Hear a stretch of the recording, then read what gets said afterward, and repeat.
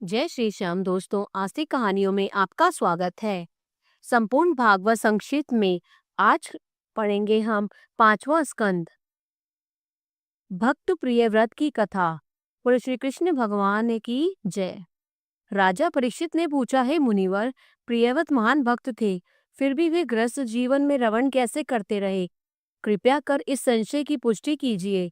सुखदेव जी ने कहा, हे राजन, भगवान के चरण कमल में जिनका हृदय लग जाता है, उसे गृहस्थ जीवन कुछ भी नहीं बिगाड़ सकता है। जब प्रियव्रत ने देवर्षि नारद जी से ज्ञान प्राप्त किया तो उनका मन राज्य पाठ में नहीं लगा और वे गंधमादन पर्वत पर जाकर ब्रह्मा जी से बोले, हे प्रभु, मुझे संन्यास लेने की आज्ञा दे। ब्रह्मा जी ने कहा, पुत्र, मैं महादेव तथा नारद जी जिस प्रकार परमेश्वर की आज्ञा पालन करते हैं, तुम भी उसी प्रकार करो। तुम एकमात्र भगवान को आश्रित हो, इसलिए गृहस्थ जीवन को झेलते हुए उनकी भक्ति करो, तभी मुक्ति का मार्ग खुलता है।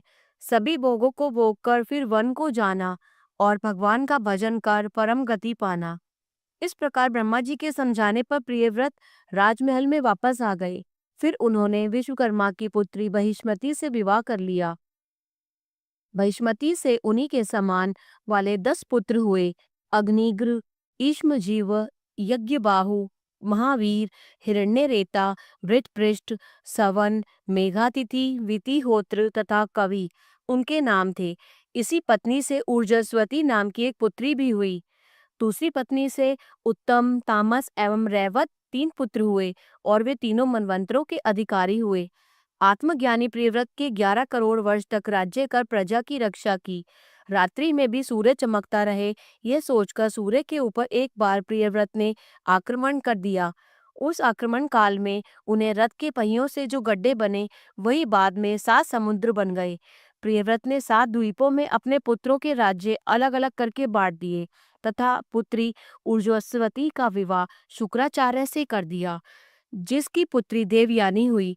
अंतकाल प्रियव्रत सब कुछ त्याग कर वन को चले गए और वहीं पर भगवत भजन में लीन होकर परम गति को पाए। वो श्री कृष्ण भगवान की जय। प्रियव्रत के पुत्र अग्निग्र एवं पौत्र ऋषभ देव का आख्यान।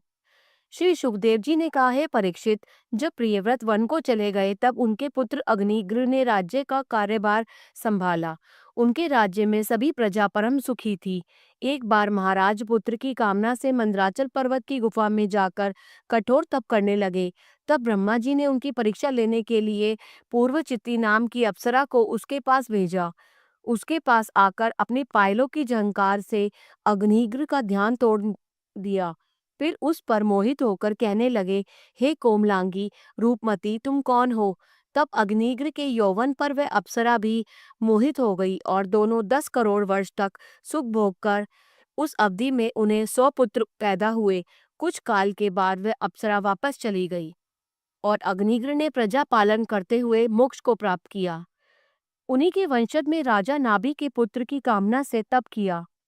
तपस्या पर जब भगवान प्रकट हुए तो नाभि ने स्तुति करते हुए कहा, हे दीनानाथ, मुझे आप जैसा पुत्र चाहिए।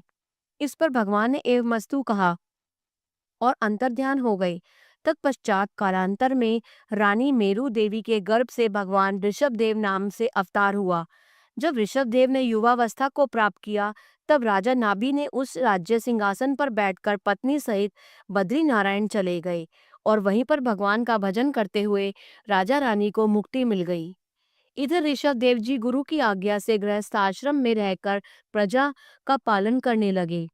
उन्हें भी कई पुत्र हुए। जब महाराज ऋषभ देव वृद्धावस्था को प्राप्त हुए तब राज्य सिंहासन पर अपने पुत्र भरत को बैठाकर मोक्ष प्राप्त के लिए वन में जाकर भगवान भजन करते हुए बैकुंठ लोक को चले गए। बोलो श्री कृष्ण भगवान की जय। ऋषभ देव के पुत्र भरत का चरित्र चित्रण। सुखदेव जी ने कहा, हे राजन, ऋषभ देव के पुत्र भरत के नाम पर ही यह क्षेत्र का नाम भरतखंड पड़ा, जिसे आज हम भारतवर्ष कहते हैं।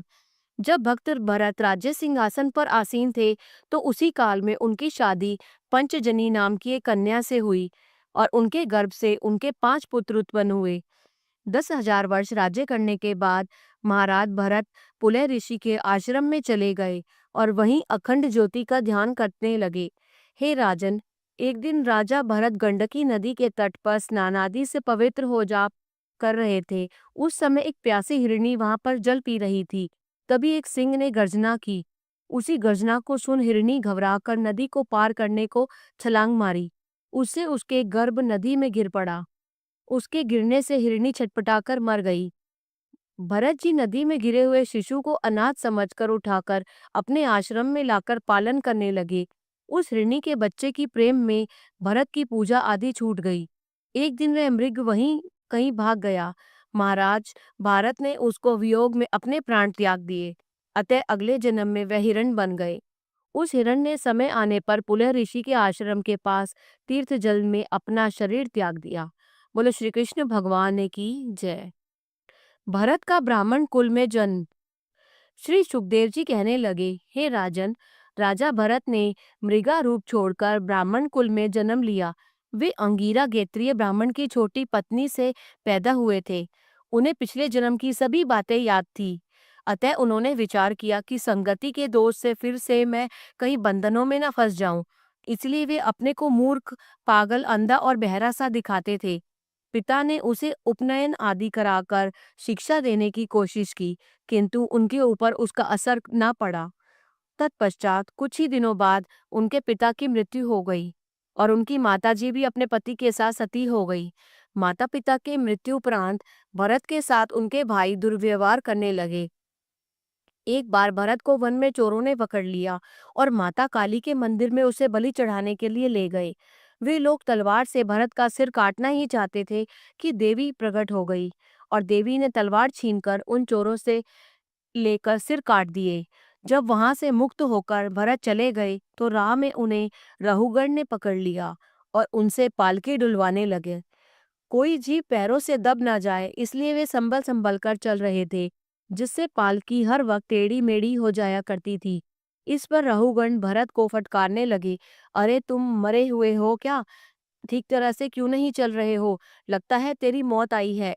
भरत बोले, राजन, आपका कहना सत्य नहीं है, क्योंकि पालकी का बोझ तो शरीर उठा रहा है।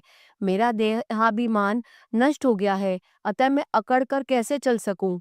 ये ज्ञानमय शब्द सुन रहुगण पालकी से उतरकर उनके चरणों में गिर पड़े और क्षमा मांगने लगे कि स्तुति करते हुए बोला, आप दत्तात्रेय आदि अवधूतों में कौन है? आप यहाँ किस कार्य के लिए आए थे?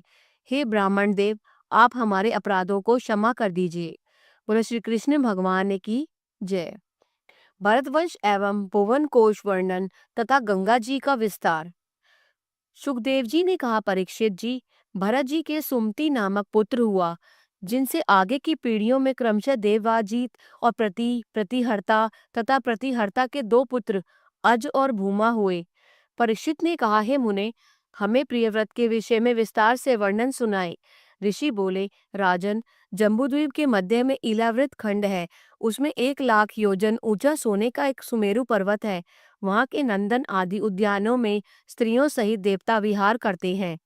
राजन, वामनावतार में भगवान ने राजा बलि के यज्ञ में जाकर तीनों लोकों को नापते समय अपने दाहिने चरण से पृथ्वी को दबाया तो अंगूठे के नख से ऊपर का भाग फूट गया। उस छिद्र में से श्री गंगा जी की धारा निकली, जो ब्रह्मांड में भीतर बैठी थी, बाहर निकलकर बहने लगी। यह परम पावन गंगा स्वर्ग में बहने लगी। बोलो श्री कृष्ण भगवान की जय। भगवान शेषनाग एवं नरक समूह का वर्णन।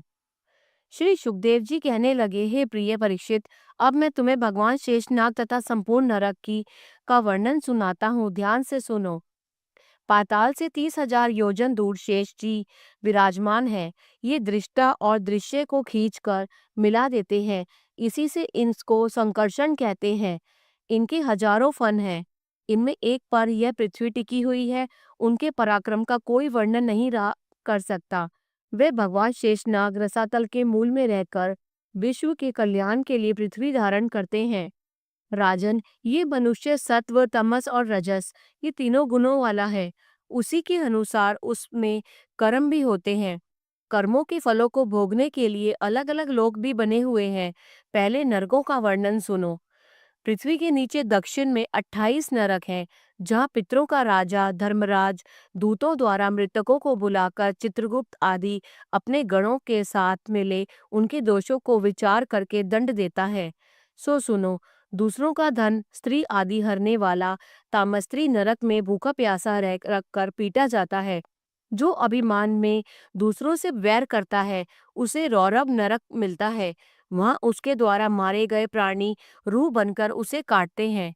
जीवित प्राणियों को भूनकर खाने वाले को कुंभी पाक नरक में जलते तेल में डाला जाता है। वेद मार्ग छोड़कर पाखंड करने वाला असी पत्र नरक में कोड़ों से पीटा जाता है और निरपराध को दंड देने वाले सुअर के मुख में कोले में पेरे जाते हैं। दूसरे की जीविका छीनने वाला अंधे कुएं में जंतुओं द्वारा काटा जाता है। पंच यज्ञ किए बिना भोजन करने वाला कीड़ों के कुंड में पड़कर कीड़ा बनता है। जबरदस्ती या चोरी से दूसरों की वस्तु लेने वाला की खाल खींच ली जाती है तथा उसके मांस में नमक मिर्च भरा जाता है। पर पुरुष या पर स्त्री पर संभोग करने वाला सप्तसुमी नरक में तपे हुए लोह स्तंभ से बंधे जाते हैं और फिर मंदिर आदि को भ्रष्ट करने वाले रक्त मलमूत्र आदि से भरी वैतरणी में गाता लगाते हैं।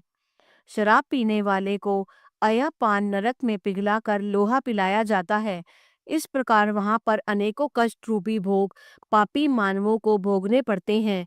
स्वर्ग में तो जीवन भगवान के साथ ही निवास करता है, अतः उन सुखों का वर्णन क्या करना जहाँ पर जीवों के साथ भगवान स्वयं ही विराजते हों। बोलो श्री कृष्ण भगवान की जय। ओम नमो भगवते वासुदेवाय। 5वां स्कंद संपूर्ण हुआ।